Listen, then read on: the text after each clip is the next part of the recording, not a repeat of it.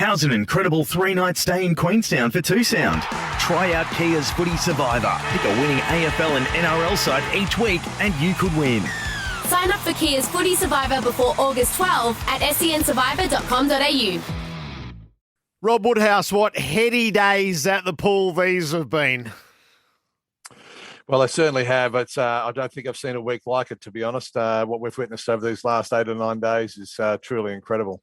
So a few threads to pull out. The first one is, you've seen Emma. I've seen the photo. We'll post it after we've had our chat here.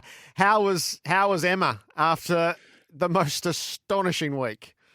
Yeah, she was really good. It's I think she's grown through the week in terms of her own confidence is probably not the right word, because she's quite a confident young woman, but she's just grown in terms of her, I guess, belief in what she can achieve and things like that. I saw her after the 100 freestyle very briefly, and she was obviously ecstatic with that gold medal. But then after those 2 gold medals yesterday, I don't think she can quite believe, or hasn't quite sunk in what she's achieved yet, and the enormity of it probably won't sink in until she's home and out of quarantine and with family and friends and things. But yeah, she was obviously ecstatic and very happy, and personal best pretty much every time she jumped in the water, and I'm not sure how many Olympic records she broke and every other record she's broken and so on. But yeah, I don't think any of that has really sunk in at all. What about for you as you try to grapple with the magnitude of it? So most Olympic medals by an Australian ever, and the 7 at one games, which had only been done once, and that's generations ago in gymnastics.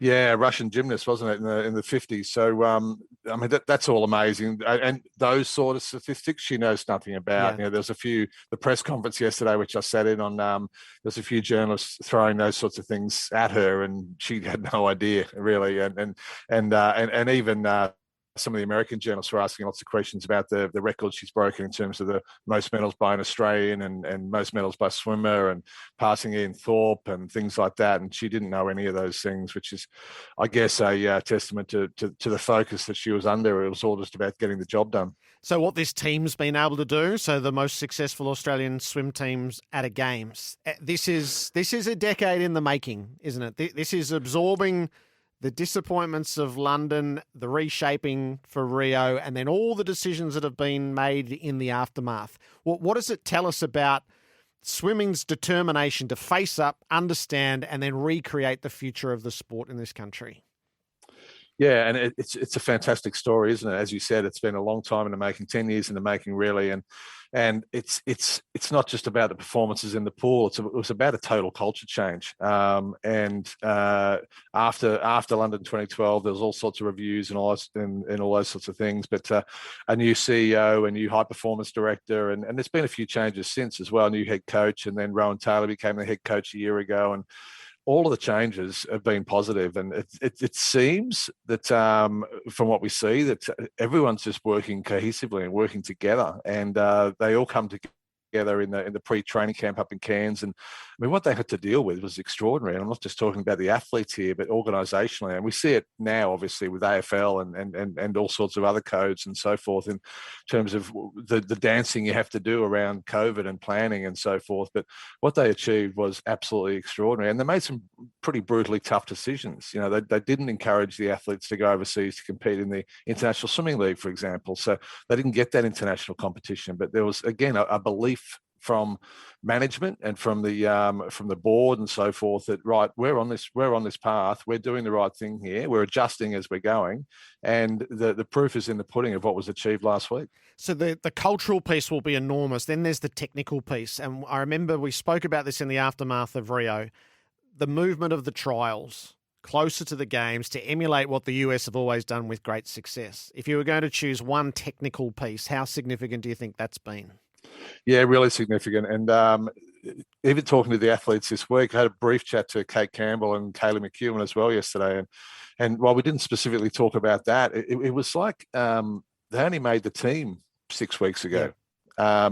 So they didn't have months to start thinking about the Olympics and start building subconsciously any pressure or anything like that. It was the joy of making the team, a quick celebration at home with their family and friends and so forth, and then they were back into the training camps, and next thing you know, they're at the Olympics. So there was no sort of time to build up any negative pressure or negative thoughts or anything like that, and then getting here to Tokyo was such a thrill, given everything they've gone through and all the doubts of whether games would go ahead and so forth. So we're here, we're happy, we can't believe it. Let's get it on. It's fantastic.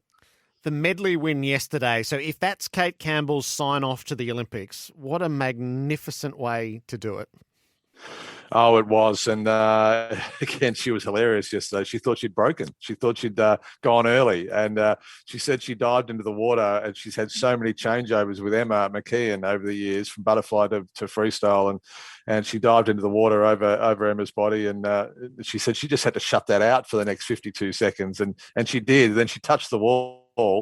Soon they'd won, but she couldn't really celebrate. But you're right. It's if this is the end for Kate, and I'm not sure it is, but if it is, it is just the ultimate way for her to finish, because she is such a team person. And you know, if she, it's hard to say if she swam like that individually, you know, she would have won so many more individual titles, but she just gets the best out of herself every time she's in a relay situation. And a situation like that is just a fantastic story. What a way to go. Yeah. So 3-story doubles, the 50 and the 100 freestyle with Emma McKeon we've spoken about, Kaylee McHugh on the 100 and the 200 metres backstroke, and Ariane Titmus the 200 and the 400 metres freestyle. So each in their own right is an epic deed.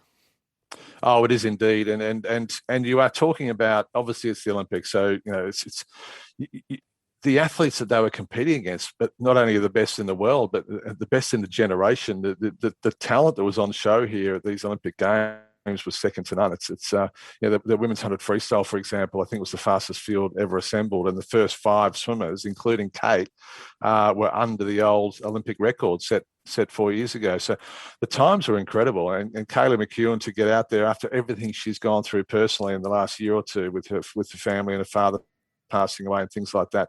And Ariane's got her own story as well, and competing against arguably the greatest female swimmer of all time in Katie Ledecky and beating her in a 200 and 400. They're just fantastic stories and just the stuff of legend. What's the opportunity for swimming, Rob? You're involved at all sorts of different levels. So this feels like a reawakening. There's a set of athletes who are household names. There's 3 years to the next Olympics, so it's a shorter runway. Is this the opportunity that I guess we lived through with the previous generation, where the banner holders held such a place in Australian sports fans' hearts? Yes, I think it is. I think it's a great opportunity, and it's as well as those big names. It's the men as well. I mean, Zach Subtlety-Cook. We haven't actually talked much about him this week, and he's got such a bright future. And Kyle Chalmers, who's just a warrior, and was so close to that gold medal in the 100 freestyle. But these athletes will carry the torch for certainly the next 3 years, but beyond, and I'm sure they have lit the fire of intent amongst so many young kids around Australia, but also old kids like mums and dads and so forth, and master swimmers and so on. It's not just about the elite. It's everyone wants to go swimming now, and everyone wants to emulate the deeds of Ariane and Kaylee and so on. And so there's all of that. Commercially, I'm sure there's enormous opportunities for Swimming Australia now, and you know, as they planned from 10 years ago or after London 2012, you know, this now is there's 11 years until Brisbane 2032. So there's a few games in between there and lots of world championships and so forth. So it'll be interesting to see what pans out. Will we bid for some a world championships in Australia, for example, and things like that? Will we start to get more international competition there, which is obviously going to, you know, increase the visibility of the sport and the athletes and so on. So right now, as we sit, it's just it's a wonderful time to reflect and celebrate, but it's also a great time to plan and move forward. And the international picture. So Katie Ledecky, for the joy we got with Ariane Titmus winning the 400, she banked the 800, the 3 in a row. And Caleb Dressel, he's probably planted his flag as the best swimmer in the world. Yeah, no doubt. And he broke a number of world records on the way as well. Caleb Dressel is just immense, and he's. I said during the week a few times, he's the All-American guy. He's actually a lovely young man, really, really personable, great to talk to. He's not boisterous or anything like that, and he gets on well with his opponents. You know, there's some images of himself and Kyle Chalmers, you know, just having a good chat and a laugh after it was all over and so forth. So he's got the respect of those athletes. So he's a great role model, a wonderful success. Katie Ledecky, there's not much more you can say about her. She has cemented her place, even though she was beaten in two events. She won 2 gold medals in the 8 and 15, and she cemented her place as certainly, in my opinion, the greatest female swimmer of all time. As someone who's lived swimming their whole life, Rob, how satisfying has it been to be there? Oh, unbelievable. And I can't believe I got here in the first place. So I've got to thank you and SEN for enabling me to get here in the first place. But witnessing all of this firsthand, and obviously from a personal point of view, particularly seeing Emma's performances and being able to give her a hug afterwards and so forth, it's very special, something I'll never forget. So we'll talk again, but I think the right sign off, Rob, is until Paris. Until Paris. Can't wait.